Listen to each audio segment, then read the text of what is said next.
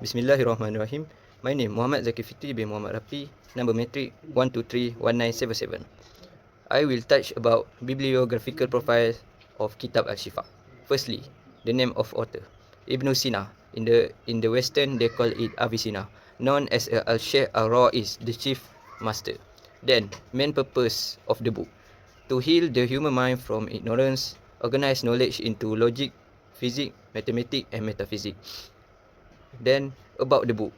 Kitab Shifa, the book of healing, content of 22-part philosophical and scientific encyclopedia, written around the 11th century CE, and is not a medical book despite its title. Lastly, we look to the significance. Synthesized Aristotelian philosophy, linked Greek philosophy with Islamic thought, and influenced philosophy which Islamic thought influenced medieval European scholasticism. Now we look to the socio-political context of Ibnu Sina times. First, Islamic Golden Age, period of scientific and intellectual flourishing and decline of centralized Abbasid authority. Then major political power. First Samanid dynasty, then Buyid dynasty, and we have lastly Ghaznavid Empire. Ibnu Sina career. He was a royal physician, political advisor and physician. Intellectual support, patronage from regional ruler, get access to the famous Samanid library in Bukhara, and exposure to Greek, Persian and Indian knowledge. Challenge. The challenge is political instability, frequent relocation, imprisonment in Hamadan, wrote part of Al-Shifa while travelling, and fleeing rival. Methodology of knowledge integration in Al-Shifa. Core framework. Reason plus nature plus revelation. 1. Intellect reason. Based on Aristotelian logic, mantik, prevent error in thinking, evaluated through rational analysis. 2.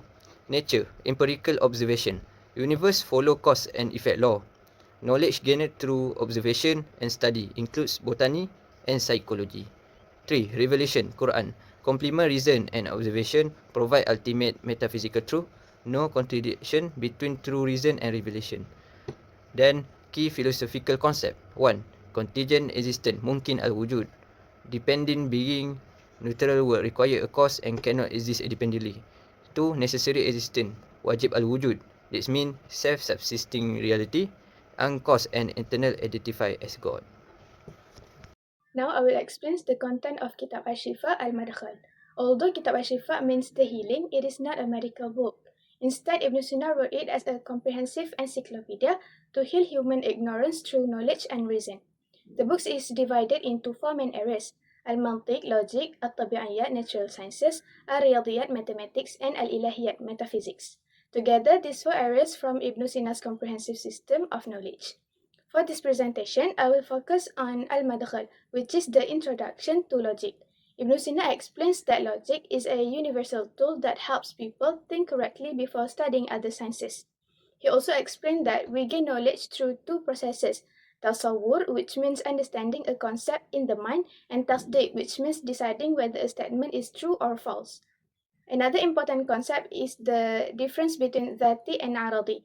Dhati refers to an essential property that forms the true identity of something, such as being a living being for humans. In contrast, aradi refers to non-essential characteristics, such as having fair skin or being good at writing, which do not change a person's identity. Ibn Sina also explains how words convey meaning in three ways. Mutabaqah refers to the complete meaning. For example, the word house means the whole building. Tadammun refers to the partial meaning, such as fixing the house when only the wall is repaired. Finally, al-iltizam refers to an implied meaning, like hearing the word roof and understanding that there must also be a wall supporting it. Another important topic is al-kulliyatul khams, or the five universal, which help us classify things and make accurate definitions. These include genes, a broad group such as animal; noun, a specific group such as human; false, the characteristic that distinguishes one species from another, such as ability to think; khassa, a unique characteristic such as the ability to laugh; and ardul am, a common non-essential characteristic such as sleeping or moving. Using these five universals, Ibn Sina explains Hadut-Tam, or the perfect definition, which helps us define things accurately and avoid errors in reasoning. Now I will explain the source of Al-Madkhal. First, the book is influenced by Greek philosophy. Its structure is based on Aristotle's logical works and Porphyry's Isagoge. This is also why Ibnu Sina named this book Al-Madkhal, which means entrance or introductions. Next is the Islamic contribution. Ibnu Sina was also influenced by Al-Farabi, who helped develop Aristotelian logic in the Islamic world. However, Ibn Sina did not simply copy Greek ideas. Instead, he refined them by removing confusing Greek religious and metaphysical elements, making logic a more neutral and practical book. Finally, Ibn Sina adapted logic to the Arabic and Islamic traditions. He combined it with Arabic grammar, Nahu, and Islamic legal methodology, Usul Fiqh. This made logic more suitable for the Arabic language and easier for Muslim scholars to understand and apply it in different fields of knowledge. Next, I will explain the methodology used by Ibn Sina in Al-Madkhal. First is step-by-step or didactic method. Ibn Sina begins with simple topics such as language and meaning before moving to more advanced concepts like the five universals. The second method is the critical analytical method. Ibn Sina does not simply accept Aristotle and Porphyry's ideas. Instead, he critically evaluates and refines them, making logic a more systematic and neutral instrument of knowledge. Finally, contextual and analogical method. Ibn Sina used real-world examples such as humans, animals, and Arabic grammar to explain logic concepts. This makes the idea easier to understand and apply in different fields of knowledge. There are many contributions that we can see in the development of the modern world and knowledge today. So I would like to highlight three main contributions that can clearly be observed. The first contribution is that Kitab Shifa became a systematic encyclopedia of knowledge. Ibn Sina organized knowledge into four main branches, which are logic, natural sciences, mathematics, and metaphysics. This made knowledge more structured and easier to learn. For example, he divided mathematics into arithmetic, geometry, and astronomy. He also divided natural sciences into physics, botany, zoology, and psychology. This classification became an important reference in learning centers such as Baghdad and Bukhara. The second contribution is its influence on the development of science in Europe. During the 12th century, Kitab al-Shifa was translated into Latin and parts of the book were used as teaching material in universities. European scholars learned about Ibn Sina's ideas on motion, causality, and the natural world. One important example is his theory of mile. This idea later influenced the development of the modern concept of momentum. Lastly, Kitab al-Shifa helped build the foundations of modern scientific disciplines. Ibn Sina combined logic, mathematics, and natural sciences in one system. He believed that knowledge should be based on reason, observation, and evidence, not only on opinions. This approach encouraged people to study nature carefully, ask questions, and find evidence before making conclusions. Now, I would like to show some examples from Kitab al-Shifa. The first example is Ibn Sina's theory of motion, which is found in the Natural Sciences Al-Tabi'iyat section. Ibn Sina introduced the idea of mal, which means an internal force or inclination.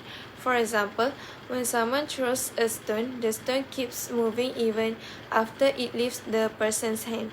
Unlike Aristotle, who believed that air keeps the object moving, Ibn Sina explained that the stone continues moving because it carries an internal force from the thrower. This idea was very important because it later became one of the early foundations of the modern concept of inertia. The second example is about geology. Ibn Sina explained that mountains are formed through natural geological processes, not suddenly. This diagram explains Ibn Sina's idea about the formation of mountains. First, rocks are formed from three sources: mud, water, and fire. Mud forms sedimentary rocks, water forms chemical rocks, and fire forms igneous rock.